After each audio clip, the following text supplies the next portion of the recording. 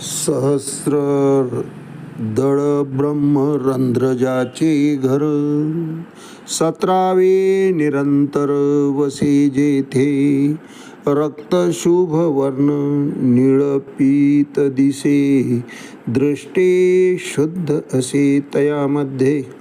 फार किती सांगो सज्ञान तुम्ही जन, अर्थ हा समजोनी मौन धरा.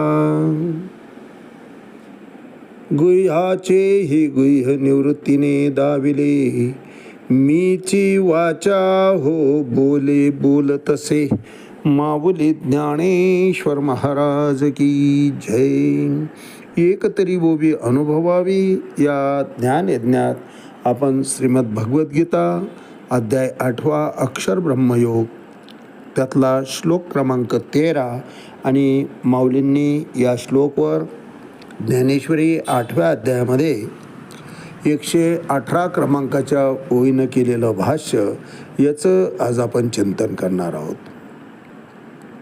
ओम इतिकाक्षरं ब्रह्म व्याहरण मामनुस्मरण, यः प्रयाति त्यजन देहं स याति परमांगतिम. अर्थात योगाभ्यास साधला आहे, त्यामध्ये चित्त स्थिर झालं आहे आणि अशा अवस्थेमध्ये अतिशय पवित्र अशा ओंकाराचं उच्चारण चालू आहे, त्याचा जप सुरू आहे. हा जप सहजपणे शक्य झालेला आहे आणि अशा अवस्थेमध्ये जर कुणी भगवंताचं स्मरण करीत असेल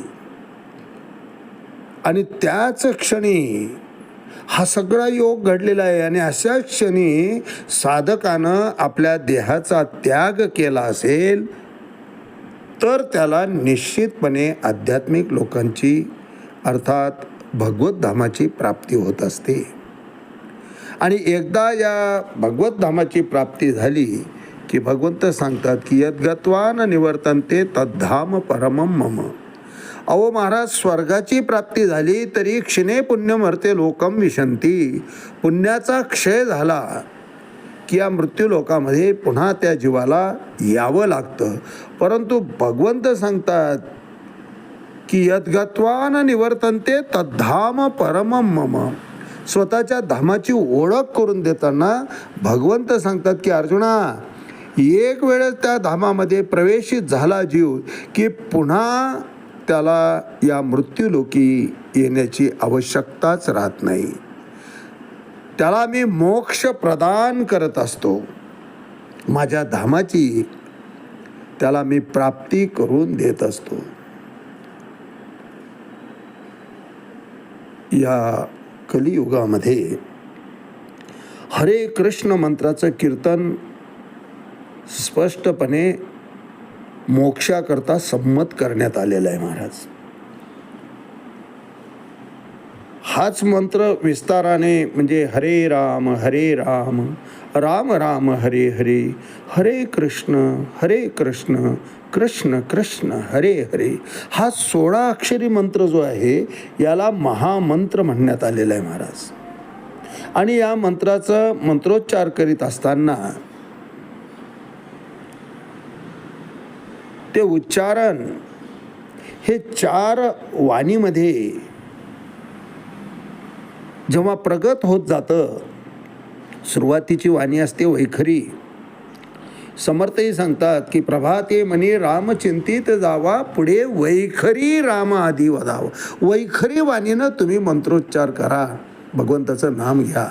वैखरी वाणी म्हणजे काय हो, की फक्त शब्दाचा उच्चार चालू आहे, त्याचा अर्थ त्याच्याशी काही घेणे देणं नाही, त्याच्याशी एकाग्रता नाही. फक्त केवळ राम श्रीराम श्रीराम श्रीराम श्रीराम फक्त उच्चार चालू आहे महाराज. त्याला वैखरी म्हटलेलं आहे. आणि त्याच शब्दाला जेव्हा गोडवा येतो, कंठामध्ये नाद झाला मध्यमा बोलीचे त्याला समर्थ म्हणतात. त्या मध्यमा वाणीमध्ये जेव्हा तेच नाम उच्चारलं जातं त्यावेळेस त्यात गोडवा निर्माण झालेला असतो महाराज. त्याच्याशी नातं जोडलेलं असतं. आणि हा गोडवा हा अंतःकरणामध्ये इतका शिरतो, या गोडव्याशी जीव इतका तादात्म्य पावतो, इतका जोडला जातो की तो स्वर स्वतःच्या कानामध्ये त्याला मधुर वाटायला लागतो आणि त्याच नामाचा ध्यास, त्याच नामाचा उच्चार हा त्याचा अहोरात्र चालू राहतो. श्वासामध्ये ते नाम बसतं महाराज. ही मध्यम अवस्था वाणीची. आणि नंतर तिसरी पश्यंती. पश्यंती म्हणजे राम म्हटल्याबरोबर रामाचं रूप आमच्या डोळ्यासमोर उभं राहतं. नवे नवे त्या रूपाशी आम्ही संवाद साधतो महाराज. त्याच्याकडे पाहिल्यानंतर ते स्मित हास्य करतं. आमच्याकडे पाहत असताना आमचे जे काही प्रश्न असतील त्या प्रश्नाची उकल तो कासविनीच्या दृष्टीप्रमाणे सहज दृष्टी टाकून ते सर्व संकट आमचे, सर्व अडचणी आमच्या दूर करत असतो. म्हणजे नामाबरोबर रूप जोडलं जातं, नुसतं जोडलं जात नाही, तर ते रूप आमच्याशी संवादित होतं. त्याला पश्यंती म्हटलेलं आहे. आणि परा अहम ब्रह्मास्मी, उच्च कोटीची साधना महाराज.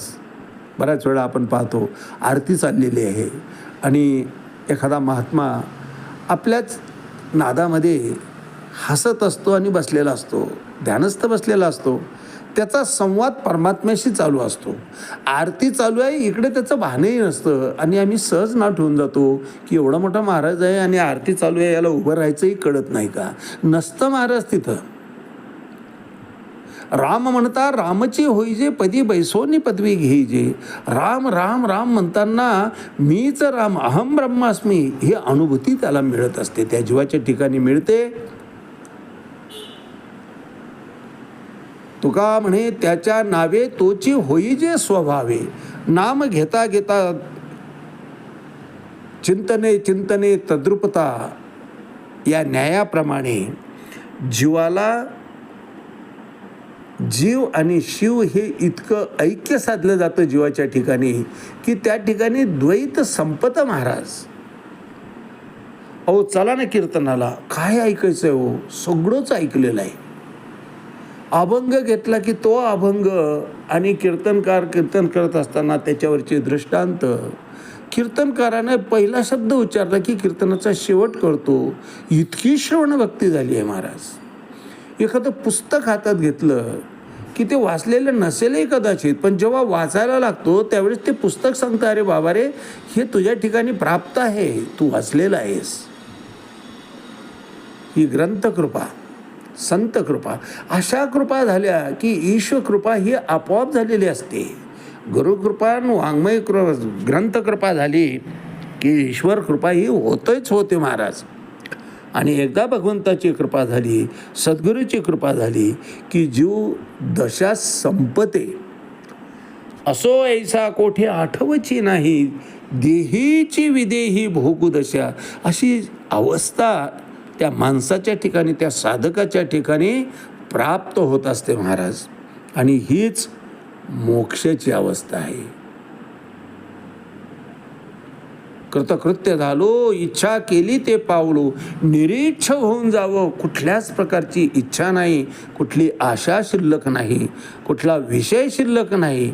निरीच्छ झालेला, निराशा झालेला, आशा विरहित झालेला असा जो जीव, तो भगवंताशी त्याचं ऐक्य साधलं जातं.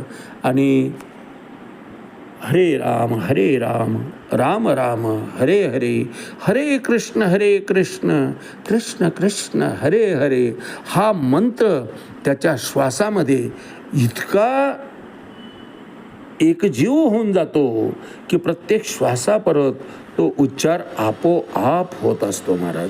आणि अशी अवस्था जेव्हा प्राप्त होते, हीच अवस्था अंतकाळ आल्यानंतर तीच अवस्था राहते. नवे नवे भगवंत त्याचा विसरच पडू देत नाही.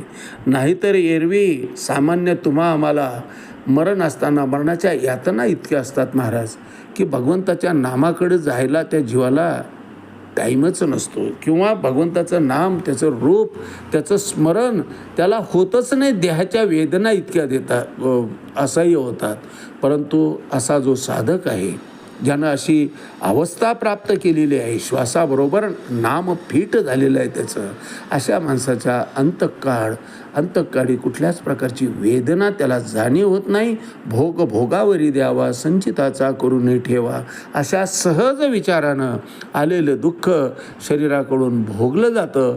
शरीर ते भोगायचं काम करतो. हा आपल्या चित्ताच्या ठिकाणी सदा प्रसन्न असतो.